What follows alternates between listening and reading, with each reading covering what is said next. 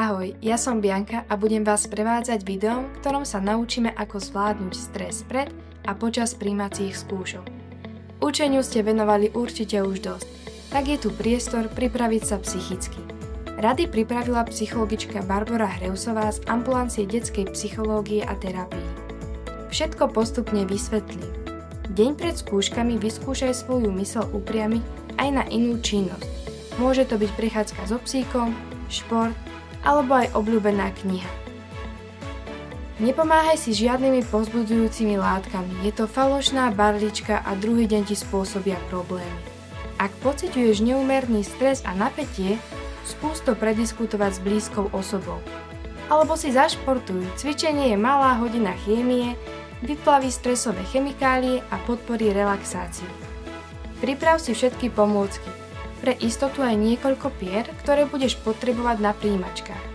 Deň vopred si priprav vhodné a pohodlné oblečenie, vyhneš sa tak ráno zbytočnému napätiu. Neponocuj.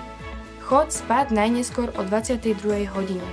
Ak budeš mať problém so zaspávaním, vyvetraj si izbu, odlož mobil a skús sa sústrediť na svoj pokojný dých alebo si počítaj. Večer nejedz ťažké jedlá a uprednostni radšej niečo ľahšie na žalúdok. Niekomu pomôže k lepšiemu spánku napríklad mlieko s medom. Ráno pred testom si zľahka ponaťahuj svaly a najedz sa iba striedmo, ale zober si so sebou vhodné občerstvenie a dostatok tekutín. Naplánuj si dostatok času na cestu, vrátane časovej rezervy a nastav si budík na rozumnú dobu, aby si ráno všetko v pokoji stihol. Pri čakaní na testy to už nehroď. Neopakuj si a skôr sa snaž upokojiť a koncentrovať na nadchádzajúci výkon.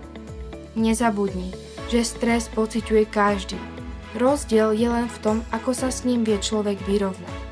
Stres jednoducho patrí ku každej skúške, takže pred samotným testom pozorne počúvaj učiteľa, ktorý ti bude dávať pokyny.